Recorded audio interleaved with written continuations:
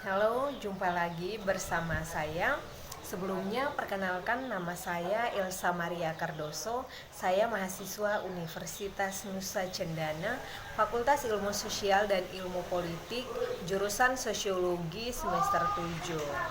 Video ini merupakan tugas ke-6 dari mata kuliah Perencanaan dan Kebijakan Sosial, yaitu mereview buku karya Giuliano Boba dan juga Nicholas Hube, yaitu tentang populisme dan politisasi krisis COVID-19 di Eropa.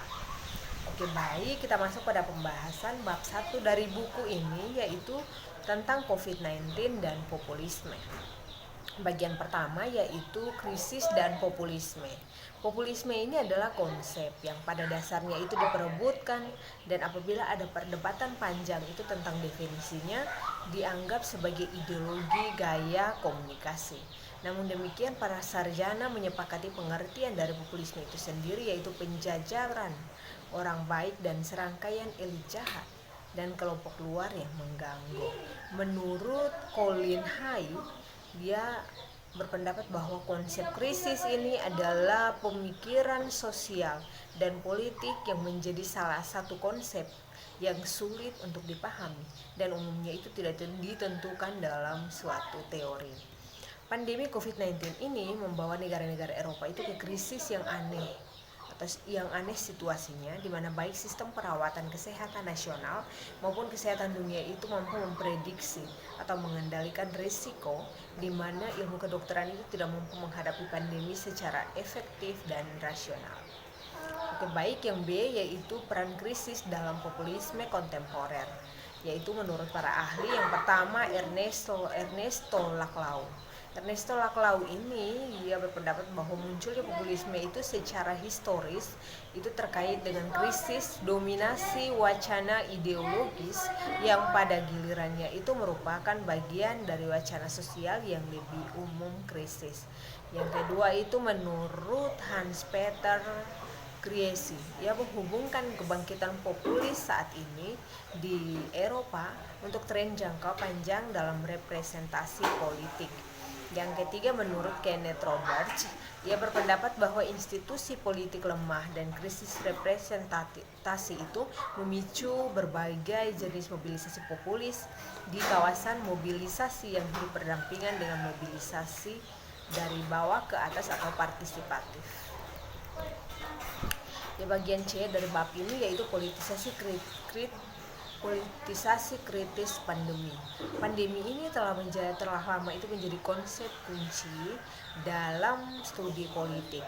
Dalam tradisi Eropa, teori sosial dan juga politik ini berkonotasi proses di mana fenomena atau masalah tertentu itu memasuki lingkungan dari politik dan demikian berubah menjadi target pertikaian, pusat untuk konflik, ruang terbuka untuk alternatif dan kontroversi.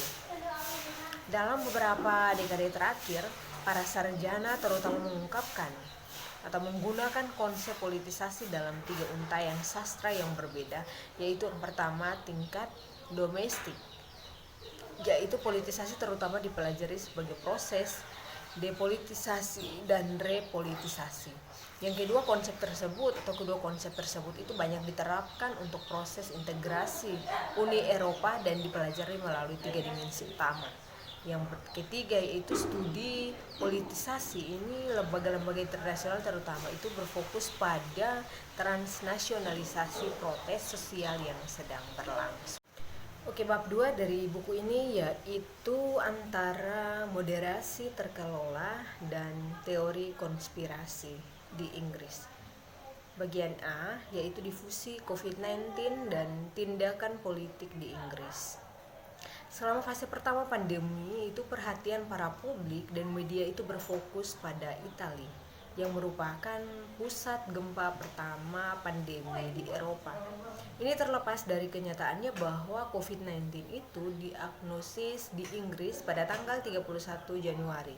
Demikian orang dapat berargumen bahwa reaksi awal publik dan otoritas negara itu hubungannya dengan pandemi COVID-19 agak lemah. Yang B yaitu tentang wacana populis di saat COVID-19. Nigel Farage beradaptasi wacananya dengan krisis COVID-19 terutama dalam dua cara, yaitu memperkenalkan langkah-langkah untuk negara menanggulangi penyebaran pandemi, dan yang kedua itu adalah memberikan respon yang tidak memadai untuk mengadopsi kekebalan kawanan.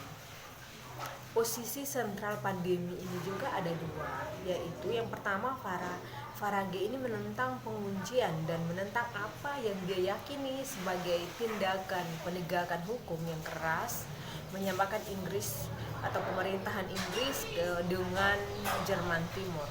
Yang kedua itu mencela keputusan pemerintah untuk keduanya izin penerbangan masuk selama penguncian. Yang C yaitu politisasi isu COVID-19 oleh populis. Selama pandemi, kepala pemerintah Johnson ini menghindari penggunaan wacana yang dapat berkontribusi pada politisasi krisis.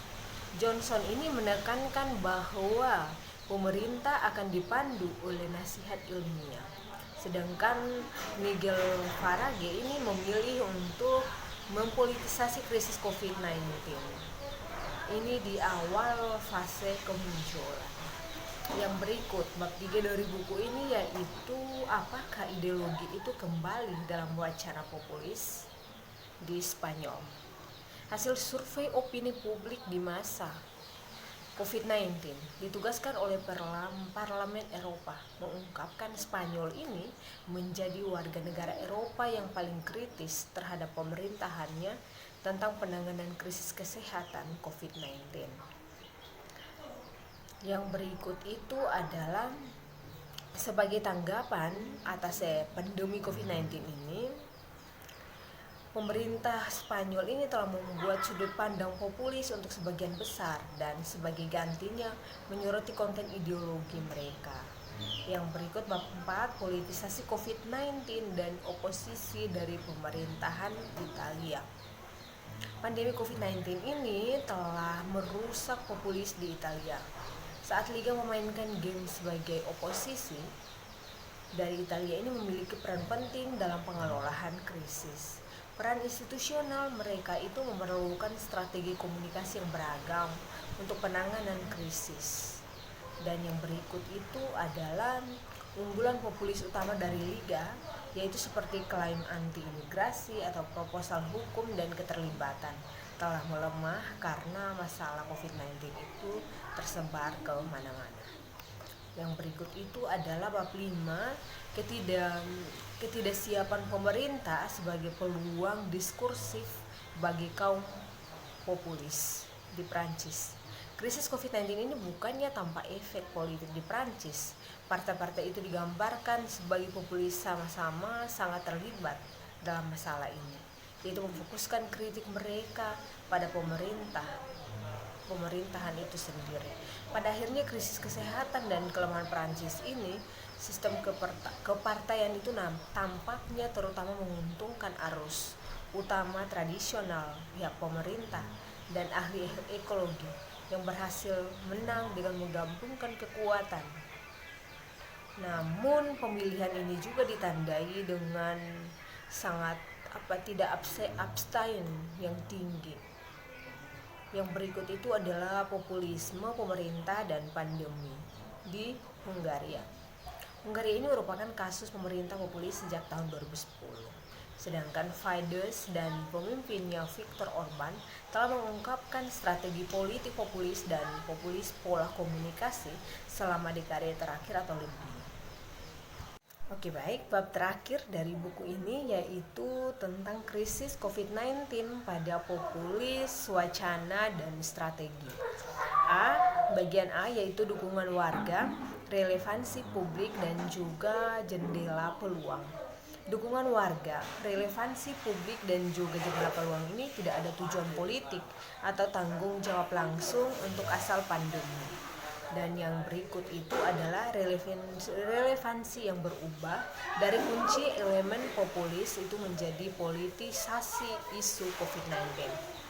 Politisasi populis ini belum benar-benar diuntungkan dari krisis, di mana COVID-19 itu awalnya memiliki efek menahan segala bentuk oposisi radikal terhadap tanggapan kebijakan untuk diimplementasikan, setidaknya di Uni Eropa.